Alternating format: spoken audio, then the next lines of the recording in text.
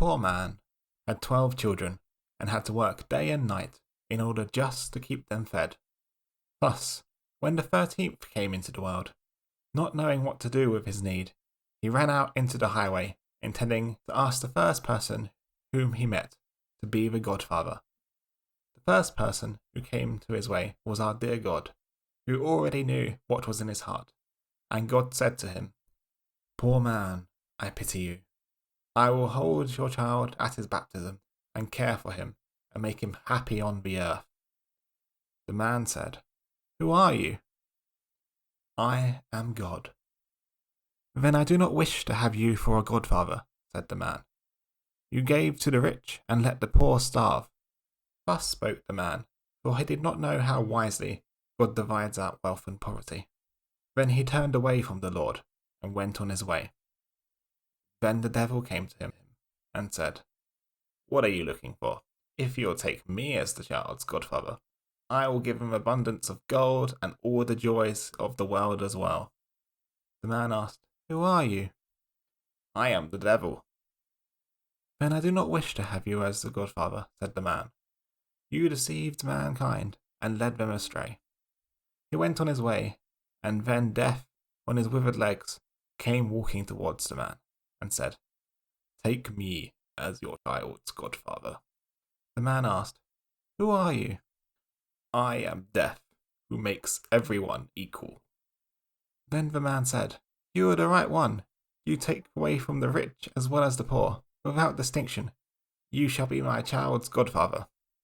Death answered, "I will make your child rich and famous, for he who has me as a friend cannot fail." The man said, "Next Sunday is the baptism. Be there on time." Death appeared as he had promised, and served as godfather in an orderly manner. After the boy came of age, his godfather appeared to him one day and asked him to go with him. He took him out into the woods and showed him a herb that grew there, saying, "Now you shall receive your godfather's present. I will turn you into a famous physician. Whenever you are called to a sick person, I will appear to you. If I stand at the sick person's head, you may say with confidence that you can make him well again. Then give him some of this herb, and he will recover. But if I stay at the sick person's feet, he is mine, and you will say that he is beyond help, and that no physician in the world could save him. But be aware of using this herb against my will, or something very bad will happen to you." It was not long before the young man had become the most famous physician in the whole world. People said of him, "He only needs to look at a sick person in order to know immediately of their condition and whether they will regain their health or are doomed to die." And people came to him from far and wide, taking him to their sick, and giving him so much money that soon he became a wealthy man. Now it came to pass that the king became ill. The physician was summoned, and was told to say if recovery was possible. However, when he approached the bed, Death was standing at the sick man's feet, and so no herb on earth would be able to help him. "If only I could deceive Death for once," thought the physician. "He will become angry, of course, but because I am his godson, he will shut one eye. I will risk it." Therefore he took hold of the sick man, and laid him around the other way, so that Death was now standing at his head. Then he gave the king some of the herb, and he recovered and became healthy again. However, Death came to the physician and made a dark and angry face, threatening him, and said, "You have betrayed me. I will overlook this one time, because you are my godson. But if you dare do it again, it will cost you your neck, for I will take you yourself away with me."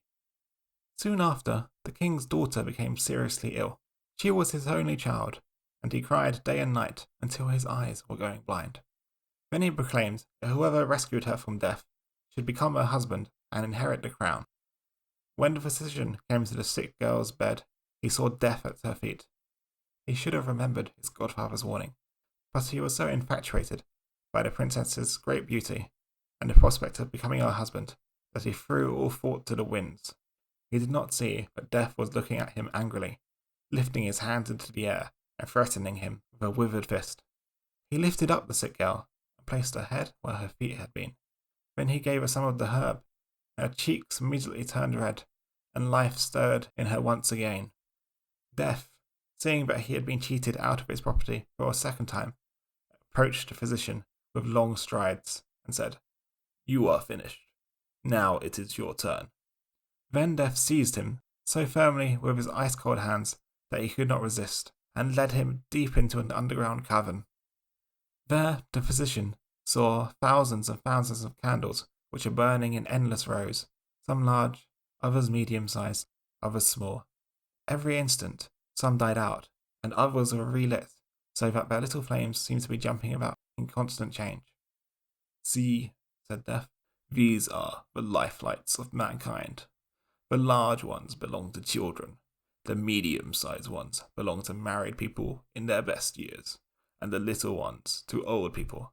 However, even children and young people often only have a tiny candle." "Show me my life-light," said the physician, thinking it would still be very large. Death pointed to a little stump that was threatening to go out, and said, "See, there it is." "Oh dear godfather," said the horrified physician, "light a new one for me.